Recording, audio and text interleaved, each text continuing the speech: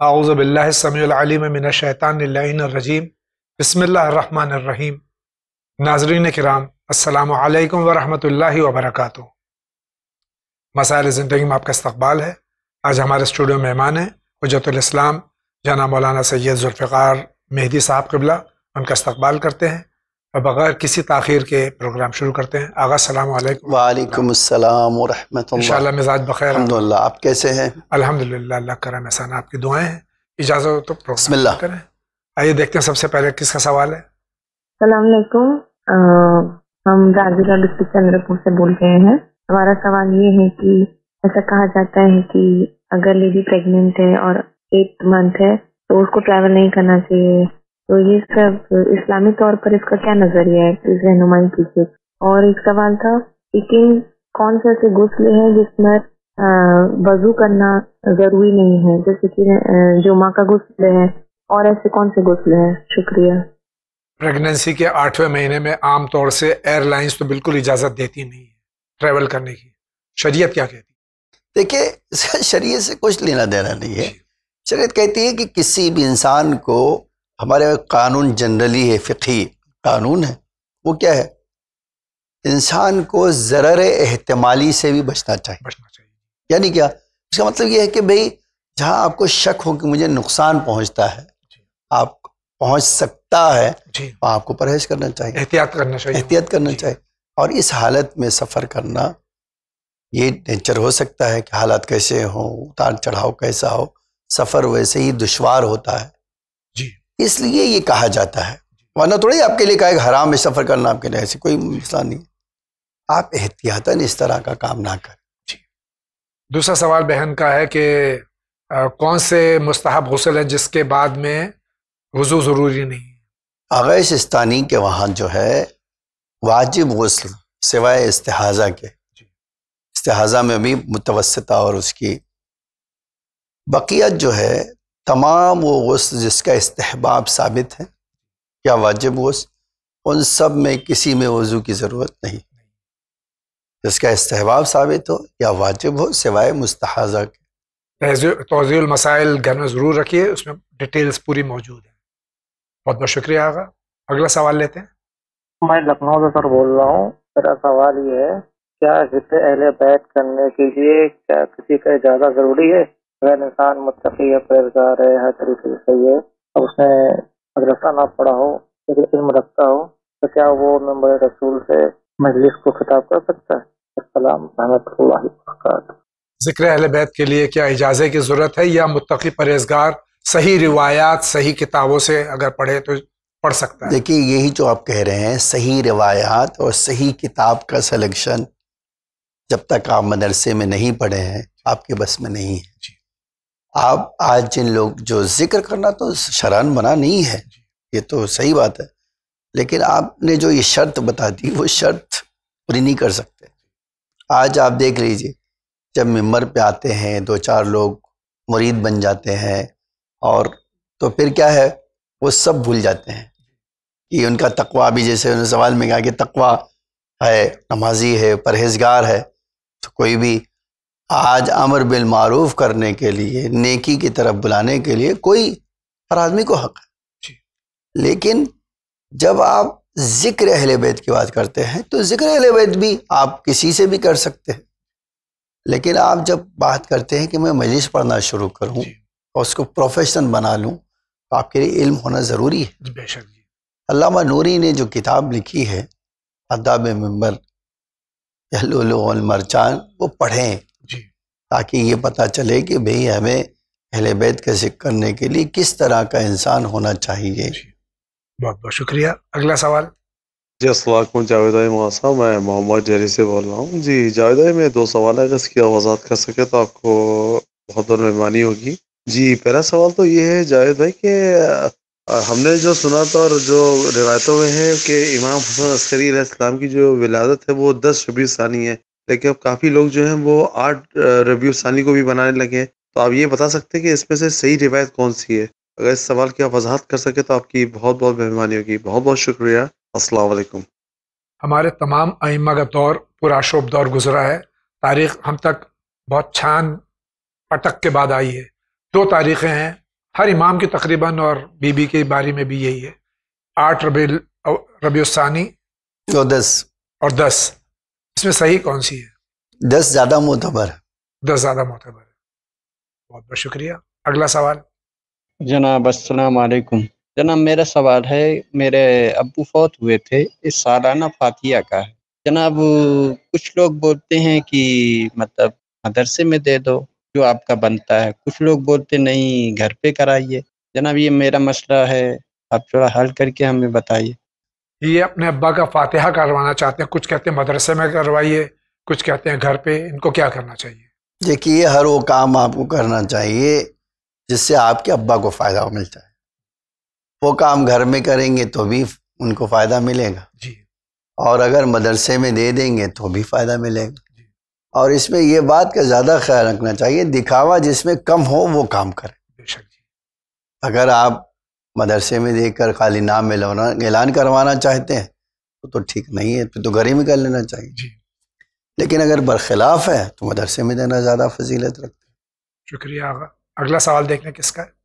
السلام علیکم، میرا نام سید ریاض حسین جعفری، میں ناگپور شہر سے بول رہا ہوں. آغا کی خدمت میں اور علی جاوید زیدی صاحب کی خدمت میں، اراکین چینل ون کی خدمت میں بہت بہت سلام عرض ہے. سوال ہے کہ کھانے پینے کے برتن پاک کرنے کے آداب کیا ہیں؟ جیسا کسی برتن کو کتا چاٹ لے، یا خنزیر سور برتن کو چاٹ لے، یا بلی برتن کو چاٹ لے، ان کو شریعت نے پاک کرنے کے کیا طریقے بتائے ہیں؟ اور سوال کیا ہے کہ بلی اگر دودھ پی لے گنج میں یا کسی برتن میں تو اسے اس دودھ کا استعمال کریں یا اسے پھینک دیں؟ جواب عنایت فرمائیں. شکریہ. خدا حافظ. میں سوال مختصر کر دوں کہ اگر نجس جانور یا کوئی بھی جانور برتن کو نجس کر دے، اس کو پاک کرنے کا طریقہ. جی دیکھیے، جو چیز سور اور کتے کے بارے میں ہمارے پاس الگ حکم ہے. جی وہی نجس جانور میں. ہاں جی. مثلا سور اگر یا کتا جو ہے اگر برتن چاٹ لے یا منہ ڈال دے، پانی پی لے، اور تو آپ کو کیا کرنا، پہلے مٹی سے مانجنا ہے، جی. پھر آپ کو 3 بار طہارت کرنا چاہیے. اگر چاہے سے نہیں کہتے ایک بار مٹی سے جب مانجیں گے اور 2 بار اور دھونا ہے، 3 ہو جائے. لیکن اگر یہی کام سور کرے تو 7 بار دھونا ہے. جی. ٹھیک ہے، چوہا مر جائے تو 7 بار دھونا. جی. باقی رہی بلی جو ہے آپ جانتے ہیں کہ نجس نہیں ہے. جی. ٹھیک ہے، اس لیے آپ خالی احتیاطاً آپ اس سے جو ہے 3 بار دھو لیں گے، کافی ہو جائے گا. جی. کچھ مانجنے کی ضرورت نہیں ہے. ایسے کہتے ایک بار دھونا کافی ہوتا ہے، لیکن احتیاط کریں کہ 3 بار دھو لیں، بس اس سے پاک ہو جائے گا وہ برتن. اور اگر دودھ پی لیا ہو، دودھ کو پھینک دینا دودھ چاہیے. آپ دیکھیے آپ نہ پئیں، جی. کیونکہ آج کے زمانے میں یہ کیا چیز ہے کہ بھئی آپ کو دوسری بیماری لگ سکتی ہے جانوروں کی، اور بہت جلدی ٹرانسفر ہو سکتی ہے. تو اگر آپ کو وہ ہے، ویسے بھی کوئی کراہیت محسوس ہوتی ہے، کیسے کوئی انسان پی؟ آپ اس بلی کو ہی پلا دیجیے. ہاں وہ پلا دیجیے، ویسے بھی آپ نے پال کے رکھا ہے تو پلا ہی دیجیے. شکریہ بہت بہت. اگلا سوال لیتے ہیں. السلام علیکم، میں بانو آپا دہلی سے بول رہی ہوں. کیا میں اس سوال کا جواب جاننا چاہتی ہوں کہ جو سلامتی امام زمانہ یا امام زمانہ ہم روز نکالتے ہیں، اس پیسے کو ون چینل میں بھیج سکتے ہیں جمع کر کے؟ شکریہ. ضروری سوال یہ ہے کہ اس پیسے کا اور کہاں کہاں استعمال کر سکتے ہیں، بالکل پراپر نشاندہی کریے. شکریہ.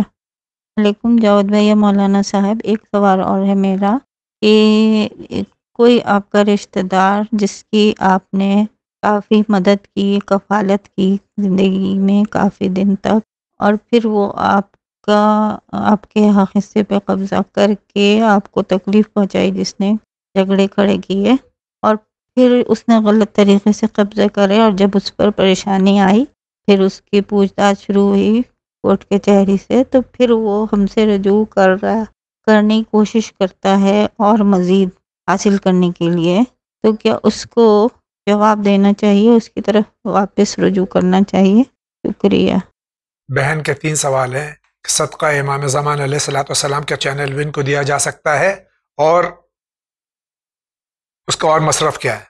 دیکھیے دینا تو کوئی مسئلہ نہیں ہے، امام زمانہ صاحب کا جنرل صدقہ ہے تو دے سکتے ہیں. جی.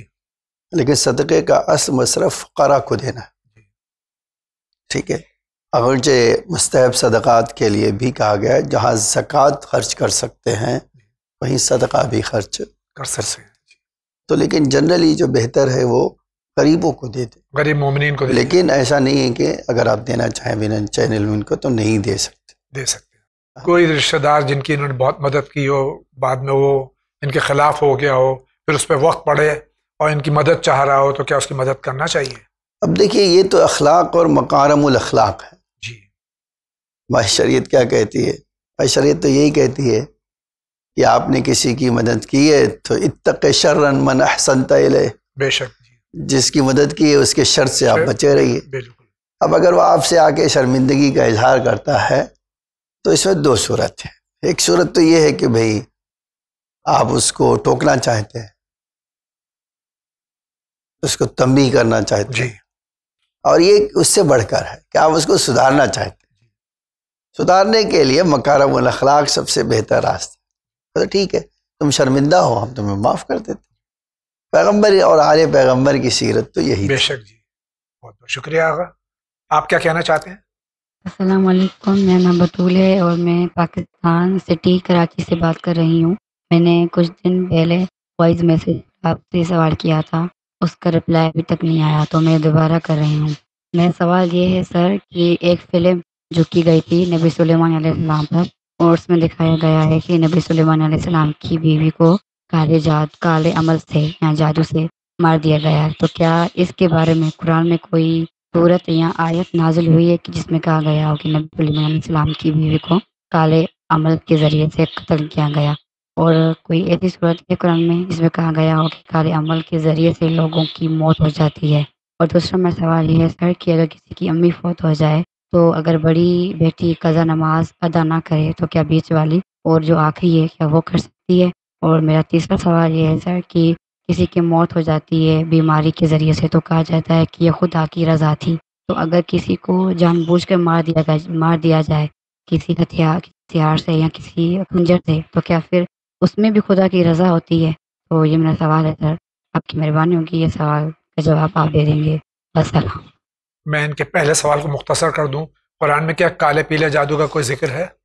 قرآن میں جادو کا ہے ذکر، نو ڈاؤٹ کہ یہ جو آپ سورہ فلق پڑھتے ہیں جی، اس فلق میں یہ جو آیا ہے قل اعوذ برب الفلق من شر ما خلق من شر غاسق اذا وقب من شر النفاثات فی العقد.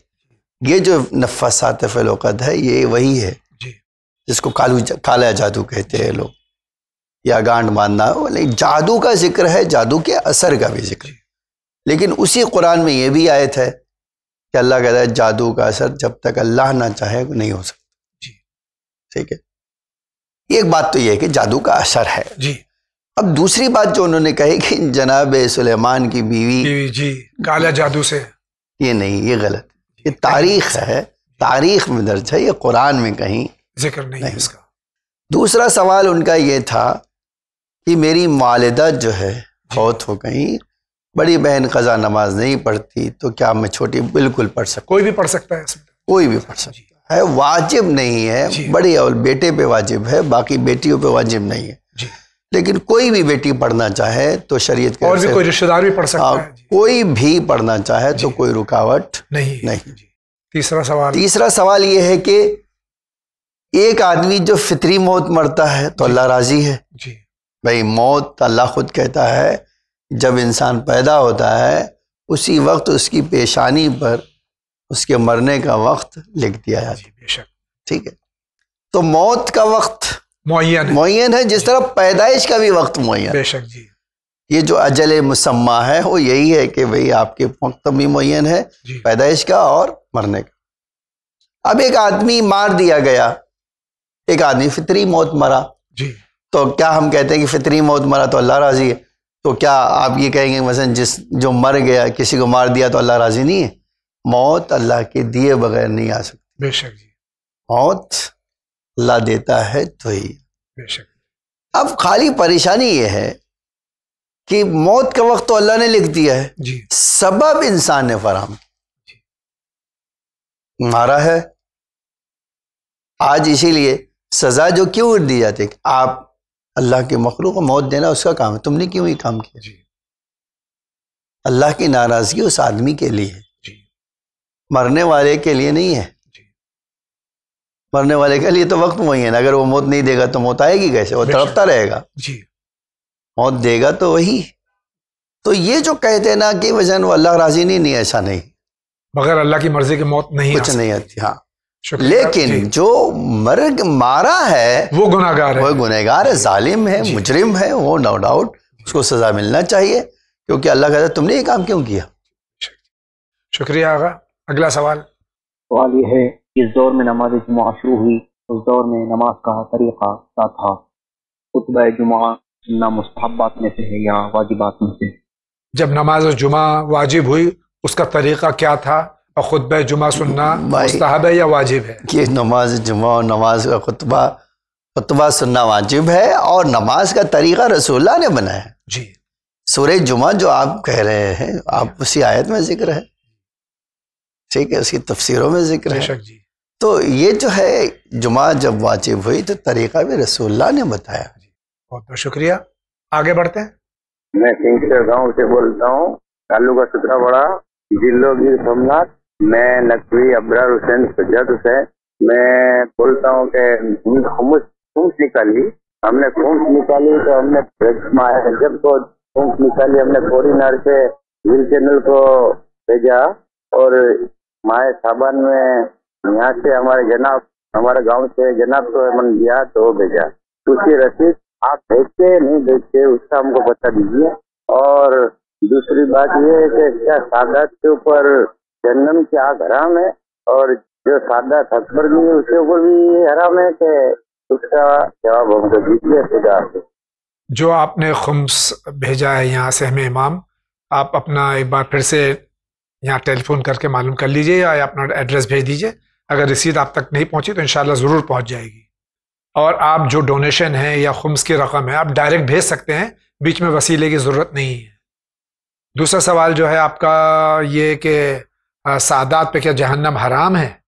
دیکھیں یہ جو حدیث ہے وہ بی بی کی فرسٹ اولاد پہ ہے، جی جو بغیر واسطے کے ہے، جی اس پہ بے شک جہنم حرام.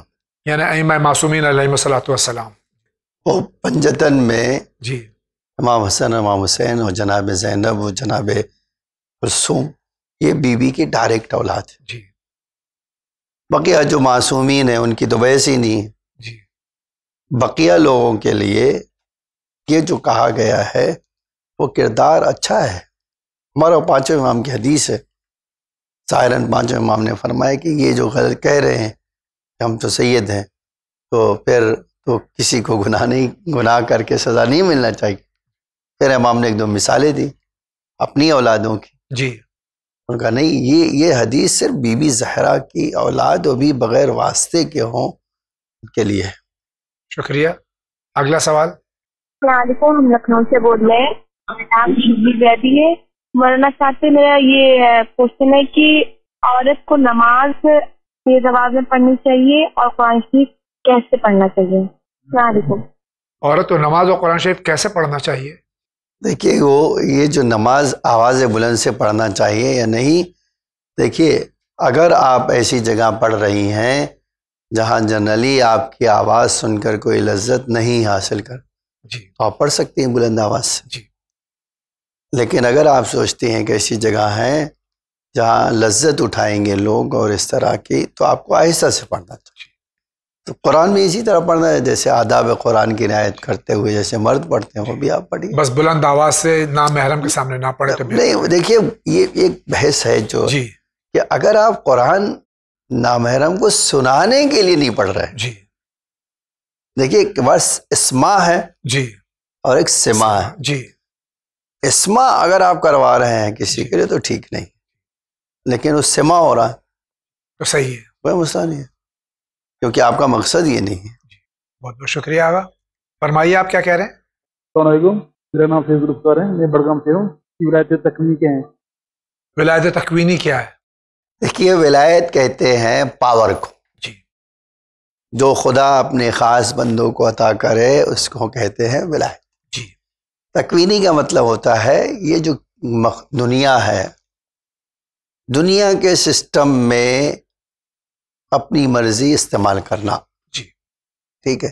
مثلا آپ زمین کو حرکت دے دیجئے، پہاڑ کو 2 ٹکڑے کر دیجئے، اس کو کہتے ہیں ولایت تکمیلی. بہت بہت شکریہ. اگلا سوال. جی میں تمل ناڈو چنئی سے نیتن حیدر میرا نام ہے.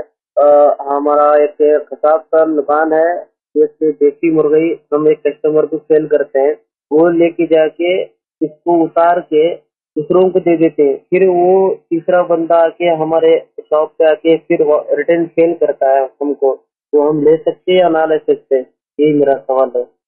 غالباً ان کا سوال یہ ہے کہ میں چونکہ خود دکاندار رہ چکا ہوں کہ کچھ لوگ دکان سے سامان خریدتے ہیں، خریدواتے ہیں، اور پھر بعد میں جب وہ جس نے خریدا ہے وہ چلا جاتا ہے تو پھر آ کے واپس کرتے ہیں کم داموں میں. تو کیا یہ جائز ہے؟ دیکھیے جس نے دلایا ہے حقیقت میں یہ چیٹنگ ہے.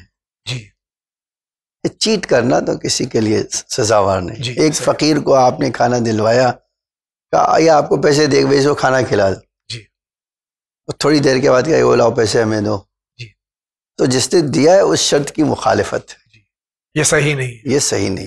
اسی طرح آپ مرغی جو ہے آپ نے بیچ دیا اور ایک آدمی نے خریدا اور صدقے میں دے دیا. جی. وہ صدقے میں دے دیا جب، تو اب پھر سے آپ وہ صدقے والی چیز خرید کیسے رہے؟ جی. یہ تو فقیروں کا حق ہے. جی. ان کو گوشت مل جانا چاہیے. یعنی عام طور سے بھی یہ صحیح نہیں ہے معاملہ. نہیں، اس طرح کے معاملہ ٹھیک نہیں. بہت بہت شکریہ آغا. اگلا سوال. میرا نام ہے ندیم عباس، میں چنئی سے بات کر رہا ہوں، اور میرا سوال ہے کہ یہ جو مجھے جاب ملتا ہے تو ایک 3 منتھ رہتا ہے اور 3 منتھ کے بعد جاب چھوٹ جاتا ہے، اور پھر بھی گھر پہ ہی رہتا ہوں، ایک 4-5 منتھ جاب ہی نہیں ملتا ہے، تو یہ پرابلم رہتا ہے مجھے. 3 منتھ جاب رہتا ہے، کیا پرابلم کی وجہ سے جاب چھوٹ جاتا ہے پتہ نہیں ہے. جاب 3 منتھ رہتا ہے پھر بھی چھوٹ جاتا ہے، اور اس کا کچھ دعا ہے کیا تو بتائیے آپ. ان کی نوکری جو ہے، جاب جو ہے مستقل ہو جائے، اس کے لیے کوئی وظیفہ کوئی دعا چاہیے. دیکھیے یہ بات جو ہے وہ سمجھنے کی ہے کہ کسی بھی انسان کو نوکری آج کے زمانے پہ کس معیار پر ملتی ہے نا. آج آپ دیکھ لیجئے، آپ ہندوستان میں یا پوری دنیا میں جو جاب نکلتی ہے اس کے طلبگار کتنے ہوتے ہیں جی. اور کتنے کو ملتی ہے. جی. تو جو آپ کہہ رہے ہیں کہ مجھے 3 مہینے کے لیے جاب ملتی ہے، آپ نے کبھی سوچا کہ جب آپ اسکیل پہ کھڑے اتر رہے ہیں مل گئی تو آپ کو پھر کیسے آپ سے وہ جاب لے لی گئی؟ ایک تو خود ہی سوال ہے. جنرلی اس کا جواب یہ ہے کہ یا تو آپ ان کے معیار پہ کھڑے نہیں اترے، جی، یا آپ نے وہ ذمہ داری پوری نہیں کی جی، جو آپ کو کرنا چاہیے تھی. آج کے زمانے میں خالی لوگوں کو کام کرنے کی امید نہیں ہوتی، وہ چاہتے ہیں آپ کا کام ایکسٹرا آرڈنری ہو، ایک سٹینڈرڈ ہو، اس کا ایک سٹینڈرڈ ہو، جی، اور جتنا کام دیا اس سے زیادہ آپ کریں جی، تو آپ کے باقی رہے گی.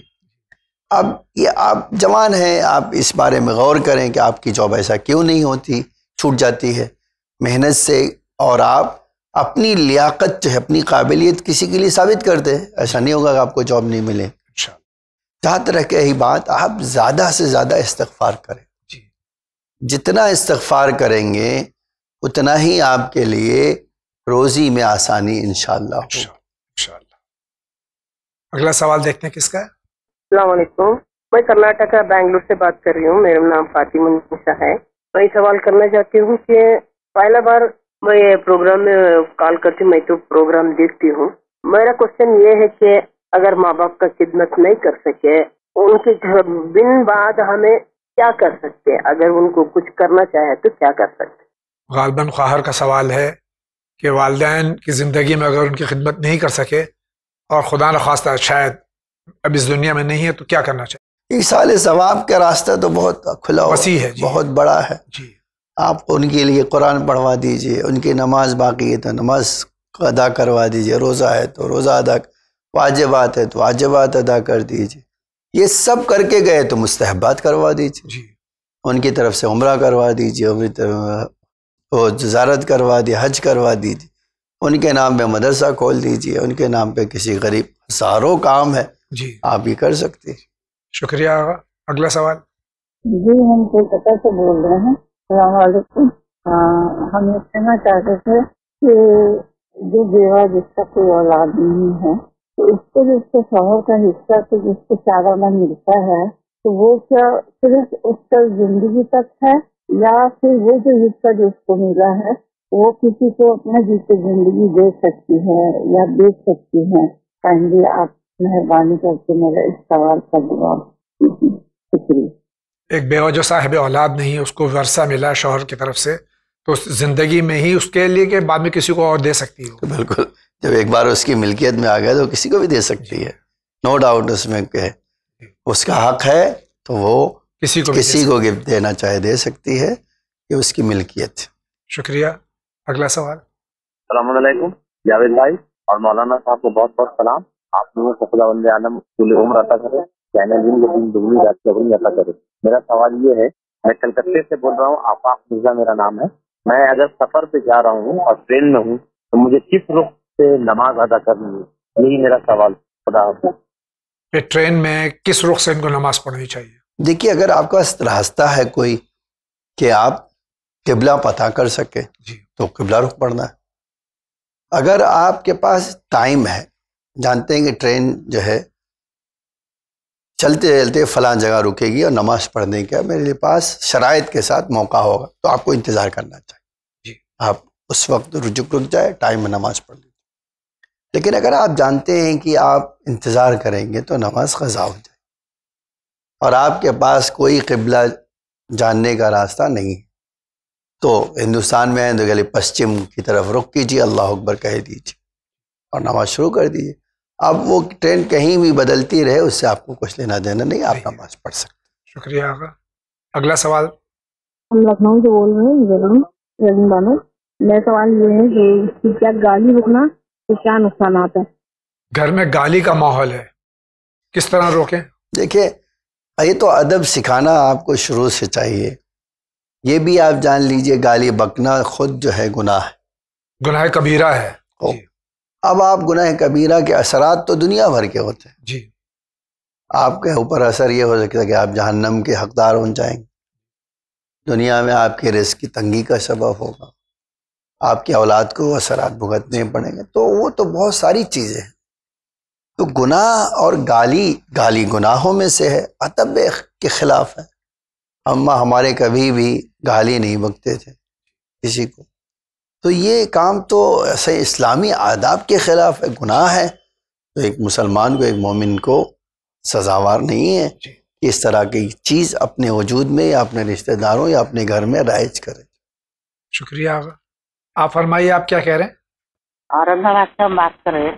تو آپ کے ودی پہ جو ہے تو جا کے بھی آزان آتی تو آزان میں جو ہے کیا ہوتا عالم کے سورے میں بھی غلطی کر رہے، نہیں اس میں بھی کچھ کر رہے نا. تو سورہ عالم میں جو ہے تو ظالم میں اس کی تحقیق کیجیے. ہمارے زمانے کے لوگ آغا ہندوستان میں بر صغیر میں قرآن اور نماز اردو لہجے میں پڑھتے ہیں. صحیح کہہ رہا ہوں؟ جی ہم جو ہے وہ ولزالین جو کہ 100% غلط ہے.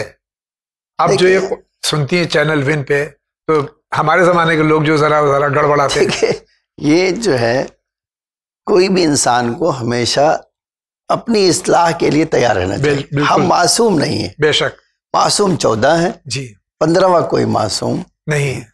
کردار بلند کر لینا یہ تو انسان کے کمال ہے. جی. انسان اتنا بلند کر لے کہ گناہ نہ ہو.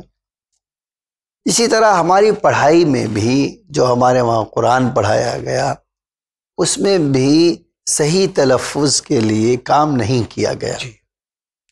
دیکھیے، یہ نہیں کہنا چاہتے کہ دال پڑھ لیجیے آپ، وہ بھی غلط ہے. ہاں داد ہے جی تو داد ہی پڑھیے. جی. دال پڑھنا بھی غلط ہے. جی.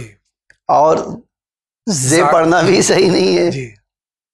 تو آپ صحیح مخرج سے سیکھے تو آپ جو ون پہ یا مثلا اس طرح دکھائی دے رہا آپ کو وہ صحیح مخرج ہے. جی. وہ دال نہیں پڑھ رہا ہے. جی. آپ کو غلط فہمی ہو رہی ہے کہ وہ دال پڑھ رہا ہے. جی.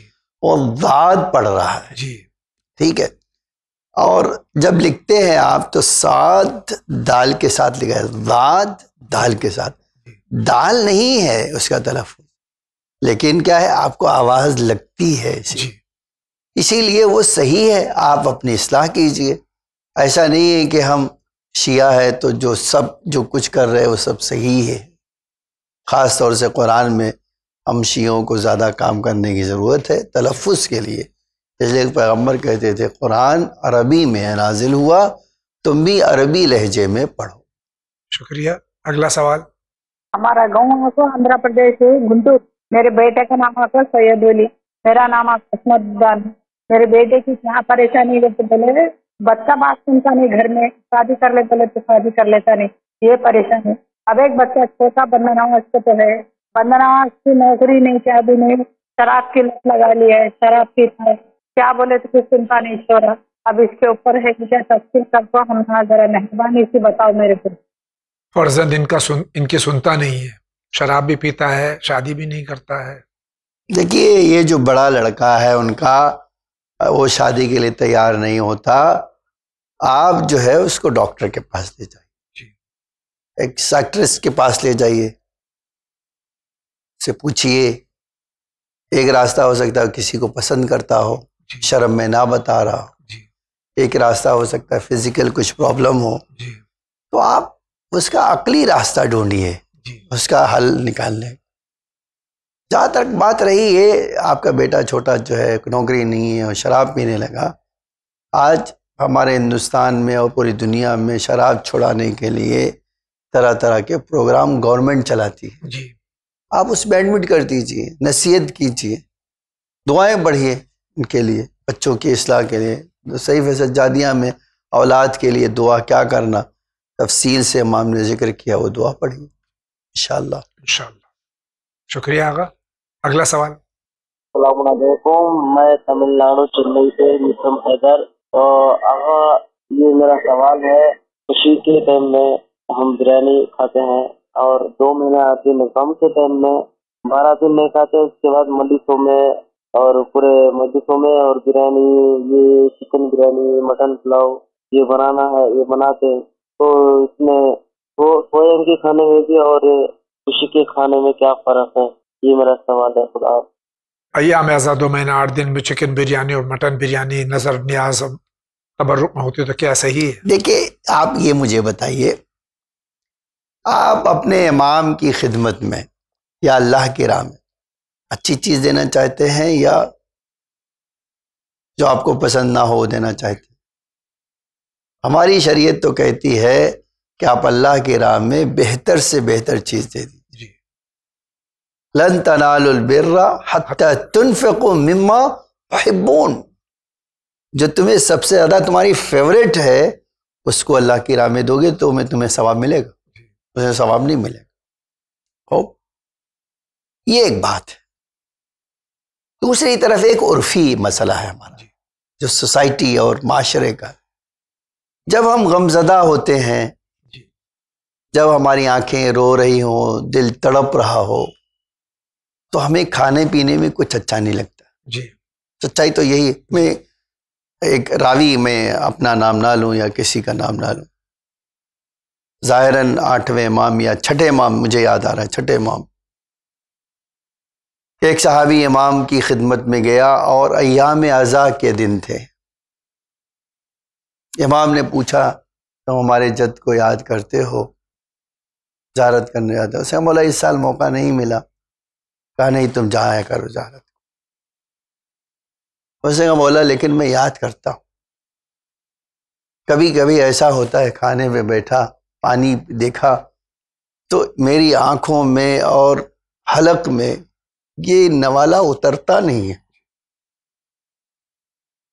میں ایسی حالت ہو جاتی کہ میں کھا نہیں سکتا ہوں. اے میرے مولا یہ یاد ہی تو کرنا ہے. تو امام نے اس کو اپریشیٹ کیا، دعا دی، اس کو دعا تھی. جی فرمایا تمہارا اجر ہر چیز سے بڑھ کر ہے.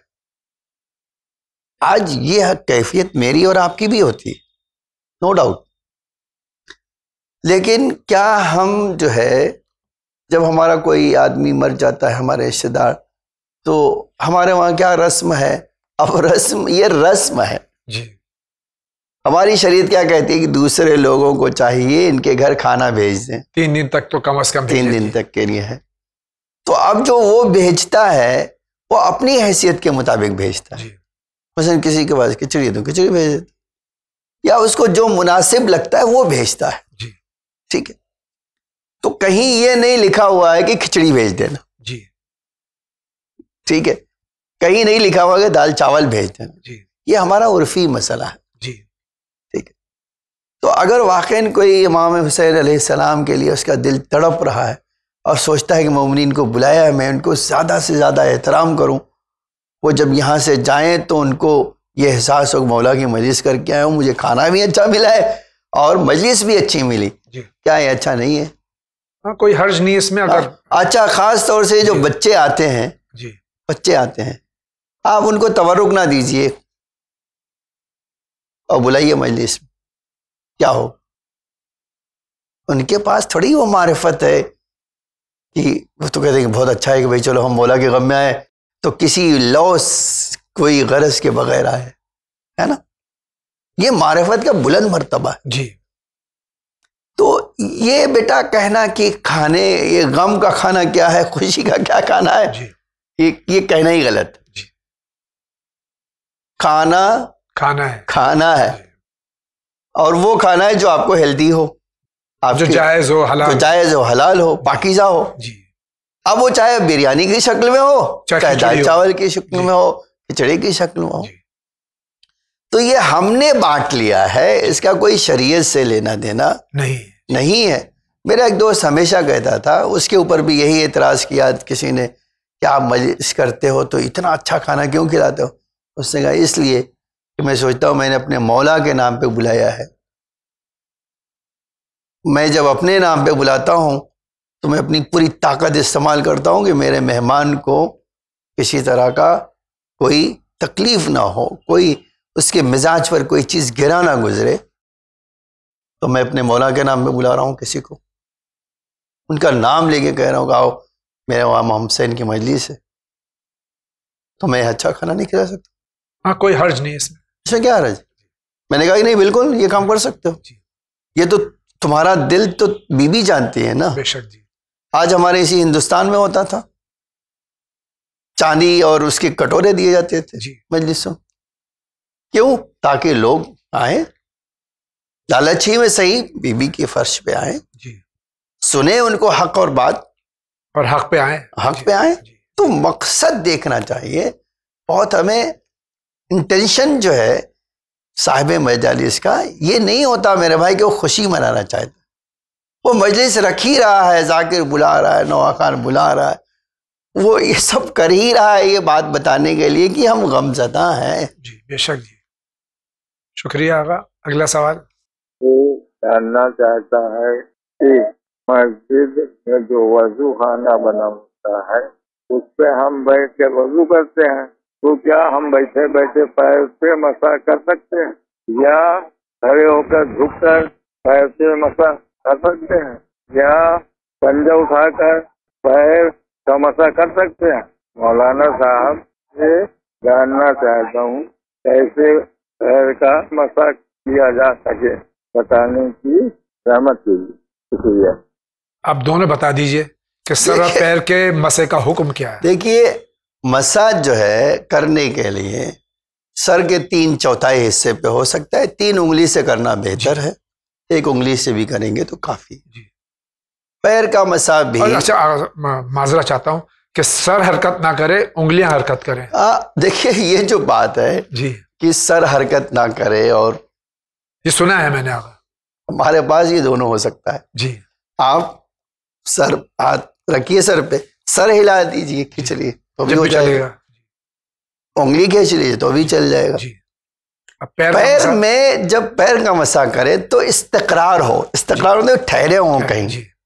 تو اب اگر آپ پیر اٹھا کر کہیں بلندی پہ رکھ رہے ہیں تو بھی ہو سکتا ہے، بیٹھے تو بھی ہو سکتا ہے، ہوا میں ہے تو تھوڑا مسئلہ کیا ہے، آپ بیلنس برقرار نہیں رکھ سکیں. ورنہ اگر آپ کہہ رہے ہیں کہ نہیں میرا بیلنس ہے، میں نہیں ہلوں گا، کچھ نہیں ہوگا، میرا پیر آرام سے ٹھہرا رہے گا اور میں اپنی انگلیاں پیر کی انگلیوں کے پور پہ رکھ کے اوپر تک کھینچ سکتا ہوں، اور کوئی بہت ہلنا جلنا نہیں ہو، وہاں بھی ہو سکتا ہے۔ شکریہ آغا۔ اگلا سوال۔ اوے دعائی مولانا صاحب سے میں جاننا چاہتا ہوں کہ کچھ لوگ جو سردگاہ رکھتے ہیں کیا یہ صحیح ہے؟ اور اکثر جانماز میں صحیح سردگاہ اور دعا کی کتابیں وغیرہ رکھتے ہیں، کیا صحیح ہے؟ ریاض حسین کانپور۔ یہ جانماز میں سجدہ اور دعاؤں کی کتابیں جو رکھتے ہیں کیا صحیح ہے؟ تو کیوں نہیں صحیح ہے؟ دیکھیے ان کو یہ لگ رہا ہے کہ ہم اس سجدے گاہ رکھ رہے ہیں تو بے ادبی ہو رہی ہے، لیکن ہم تو اس احترام میں رکھ رہے ہیں سجدے گاہ مصلی میں۔ جی کتابیں جو دعائیں کی ہم مصلی پہ رکھتے ہیں اور اسی کے ساتھ پڑھتے ہیں اور پھر لپیٹ کے بلند جگہ پہ رکھ دیتے ہیں، یہ تو احترام میں کرتے ہیں۔ جی سجدے گاہ کی یا دعا کی کتاب کی بے احترامی نہیں ہو سکتی، جی ٹھیک ہے، لیکن احترام کے ساتھ رکھنے میں کیا مسئلہ؟ کوئی حرج نہیں، کوئی مسئلہ نہیں۔ شکریہ آغا۔ آپ فرمائیے، آپ کچھ کہہ رہے تھے۔ السلام علیکم مولانا صاحب، ہمارا نام شائستہ ہے، میں پونے سے بول رہی ہوں۔ ہمارا سوال یہ ہے کہ کیا شوہر جو ہمارے شوہر ہیں وہ ہماری ماں کے ساتھ، مطلب اپنی ساس کے ساتھ وہ اپنی ماں کی طرح رہ سکتے ہیں، جس طرح ایک محرم اپنی ماں کے ساتھ ان کی خدمت کرتا ہے، اسی طرح کیا ایک داماد اپنی ساس کی خدمت ٹھیک اسی طرح کر سکتا ہے جس طرح وہ اپنی ماں کے لیے ماں کی خدمت کر سکتا ہے، اپنی ماں کے لیے محرم ہو؟ تو کیا شوہر بھی ساس کے لیے محرم ہے یا نہ محرم؟ آپ ہمارے سوال کا جواب ضرور دیں، شکریہ، خدا حافظ۔ میں سوال مختصر کر دوں، ساس اور داماد محرم ہے یا نہ محرم؟ محرم ہے، بالکل جی بالکل، اور خدمت کر سکتا ہے، نو ڈاؤٹ۔ بہت بہت شکریہ۔ اگلا سوال۔ السلام علیکم سر، میں نصرت جہان بات کر رہی ہوں دلی سے۔ سر میرا سوال مفتی صاحب سے یہ ہے کہ جو قرآن میں سجدے کرنے ہوتے ہیں ہمیں، جیسے ہم نے کوئی سورہ کے بعد سجدہ آتا ہے وہ اسی وقت ہمیں کرنا لازم ہوتا ہے یا ہم بعد میں اکٹھا کر سکتے ہیں؟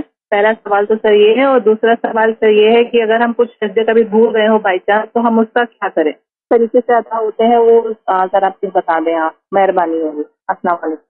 قرآن مجید میں 14 سجدے ہیں جس میں 4 واجب سجدے ہیں، اور عام طور سے وہ لکھا نہیں ہوتا کہ واجب سجدے ہیں، تو اگر وہ 4 سجدے ہمیں کرنا ہے کس طرح کریں، اور اگر بھول گئے تو کیا کریں؟ دیکھیے بھول گئے تو قضا کرنا ہوگا جی، اور اگر وہ سجدہ واجب ہے تو فوراً کرنا ہوگا جی۔ اور جو آپ نے بیچ میں کئی بات، اس کا جواب یہ ہے کہ جی نہیں، اہل بیت ٹرسٹ نے ایک قرآن چھاپا ہے جس میں واجب سجدے کو ریڈ کلر سے انہوں نے ہائی لائٹ کر دیا ہے، مستحب کو گرین سے اور ریڈ کو ہائی سے۔ صرف یہ قرآن، باقی جو بقیہ آپ قرآن منگا لیجئے، وہ آپ کے لیے آسانی ہو جائے گی، پڑھیے۔ بہت شکریہ۔ اگلا سوال۔ جی میں حیدرآباد سے بات کر رہی ہوں، میرا نام سید عرفان علیمی ہے۔ جی مجھے ایک سوال کرنا تھا کہ میں ہر کسی سے اچھا کرنا چاہتی ہوں، مطلب کی سوچ سکتی ہوں اس کے لیے میرے کو ہر چیز، مطلب میرے کو اس سے مطلب اس کا بیک نہیں ملتا، میرے کو ہمیشہ کچھ نہ کچھ مجھ سے الزام لگتے، تو میری لائف میں مطلب ایسے ہی رہے گا یا ہمیشہ، یا پھر کوئی اچھا بھی سوچے گا میرے بارے میں؟ یہ مجھے سوال بہت کھٹکتا ہے۔ ان پہ الزام ہی لگتے رہتے ہیں، ان کو کوئی اچھا ہی نہیں سمجھتا، کیا کرنا چاہیے؟ دیکھیے یہ بات جو ہے کچھ دن تک تو ہو سکتا ہے، لیکن سچائی ہے کہ اگر آپ ہمیشہ اچھی نیت سے کام کرتے رہے تو یہ نہیں ہوگا۔ ایک دن ایسا آئے گا جب سب کو ریلائز ہو جائے گا کہ آپ اچھے انسان۔ جی، کسی بھی حق اور سچ کو بہت دنوں تک چھپایا نہیں جا سکتا ہے، اور نہ ہی بہت دنوں تک کنڈم کیا جا سکتا۔ جی، کیوں؟ اس لیے کہ انسانی دل اور فطرت اللہ نے اس طرح بنائی ہے کہ اچھائی کے سامنے جھک جائے گا، اس کو مان لے گا، بھلے آج وہ آپ کے سامنے اس کا ریٹرن نہ کرے، لیکن وہ ایک دن ضرور آئے گا کہ اس کا ریٹرن کرے گا، ٹھیک ہے۔ اسی فارمولے سے تو رسول اللہ جو ہے اسلام پھیلا سکے، شروع میں کتنا مخالفت کرتے رہے، لیکن اللہ کے رسول نے خلوص کے ساتھ وہ پیغام پہنچاتے رہے۔ بی بی کی ایک حدیث سنا دیتا ہوں، بی بی نے فرمایا ہر وہ کام جو خلوص سے آپ نے کیا ہے، اللہ کا کام اس کو آسمان تک پہنچا۔ سبحان اللہ، بہت بہت شکریہ۔ اگلا سوال دیکھتے ہیں کس کا ہے۔ السلام علیکم، میرا نام سید ریاض حسین جعفری، میں ناگپور شہر سے بول رہا ہوں۔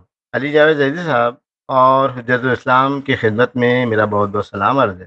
ایک مسئلہ درپیش ہے امید ہے کہ چینلوین کے علماء کرام سے حل فرمائیں گے۔ سوال کیا ہے کہ بیوی سنی میاں شیعہ اور نکاح برادران اہل سنت کے قاضی سامنے پڑھا تو کیا شیعہ برادران کو دوبارہ شیعہ نکاح شیعہ مولوی سے پڑھانا ہوگا یا صحیح ہے؟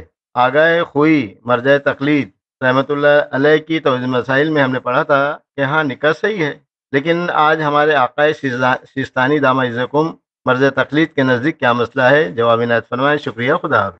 بیوی غیر شیعہ مسلمان ہے، شوہر شیعہ ہے، نکاح غیر شیعہ طریقے سے ہوا ہے، تو کیا نکاح صحیح ہے آغا سیستانی کے نزدیک؟ جی نہیں، ہمارے وہاں جو سیغہ پڑھنا ضروری ہے اور ان کے وہاں سیغہ نہیں پڑھایا جاتا۔ جی ٹھیک ہے، جی ہمارے وہاں ہے کہ اختیاری صورت میں آپ کو الفاظ خود پڑھیں یا پڑھوائیے۔ جی بہت بہت شکریہ۔ اسی کے ساتھ جا رہے ہیں بہت ہی مختصر سے بریک پہ، لیکن آپ کہیں نہیں جائیے، ابھی حاضر ہوتے ہیں۔